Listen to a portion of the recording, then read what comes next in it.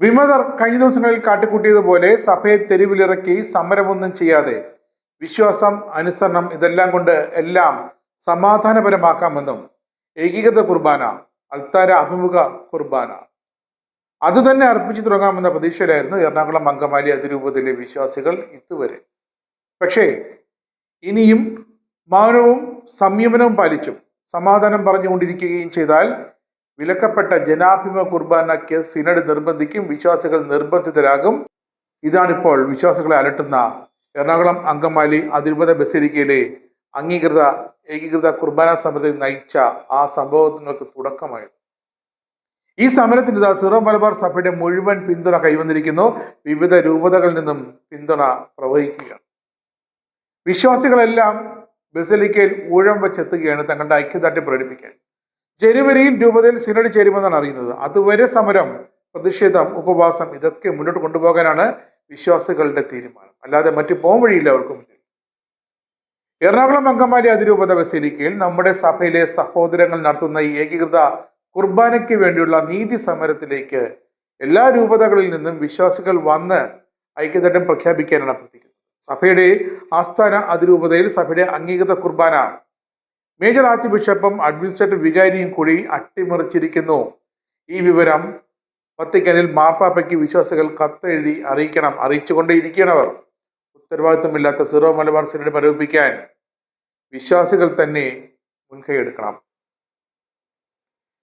എറണാകുളം അങ്കമാലി അതിരൂപതയിൽ അംഗീകൃത കുർബാന ഇല്ലാത്തത് നമ്മുടെ ഏവരുടെയും പ്രശ്നമായിട്ടുണ്ടെന്ന് കരുതാൻ.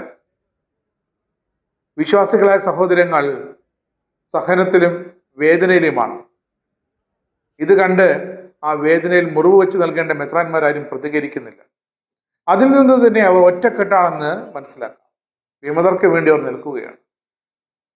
സമവായ കുർബാനയാണ് അവരുടെ ലക്ഷ്യം. കുർബാനയ്ക്ക് വേണ്ടി അനുരഞ്ജന ചർച്ചയ്ക്ക് വത്തിക്കാൻ പ്രതിനിധി തന്നെ വരണമെന്നാണ് ഇപ്പോൾ നിർബന്ധം, ഇപ്പോഴത്തെ ആവശ്യം. സിറോ മലബാർ സഭയിലെ മെത്രാന്മാരെ ആരെയും ഇപ്പോൾ വിശ്വാസത്തിലെടുക്കാൻ വിശ്വാസികൾക്ക് സാധ്യവുമല്ല. തൽക്കാലം 2024 വരെ ഉണ്ടായിരുന്നതുപോലെ വത്തിക്കാനിൽ നിന്നുള്ള അഡ്മിനിസ്ട്രേറ്റർ ഭരണം ഇപ്പോഴത്തെ ആവശ്യമാണ്. സിറിൽ വാസിൽ പിതാവിനെ സഭയുടെ മുഴുവൻ അഡ്മിനിസ്ട്രേറ്റർ ആക്കണമെന്നാണ് ഇപ്പോൾ ആവശ്യപ്പെടുന്നത്. വിശ്വാസികൾ ഒന്നടങ്കം ആവശ്യപ്പെടണം. എറണാകുളം രൂപത മാത്രമല്ല, എല്ലാ രൂപതയും ആവശ്യപ്പെടണം. എറണാകുളം അങ്കമാലി അതിരൂപതയിൽ സഭയുടെ ഏകീകൃത കുർബാന നടപ്പാക്കി എന്ന് പറഞ്ഞ് മാർപ്പാപ്പയെയും സിറോ മലബാർ സഭയും കബളിപ്പിച്ച റാഫേൽ തട്ടിൽ മെത്രാനും ജോസഫ് അമ്ലൻ മെത്രാനും സഭയിൽ തന്നെ തുടരാൻ ഒട്ടും യോഗ്യരല്ല. അടിയന്തരമായി ജനുവരിയിൽ സെന്റ് വിളിച്ചു ചേർത്ത് ഇവരെ സ്ഥാനങ്ങളിൽ നിന്ന് പുറത്താക്കണം. ഡിസംബറിൽ സിനഡ് വിളിക്കണം. സിറോ മലബാർ സഭയിൽ അഡ്മിനിസ്ട്രേറ്റർ ഭരണം കൊണ്ടുവരണം. അത് നിർബന്ധമാണ്.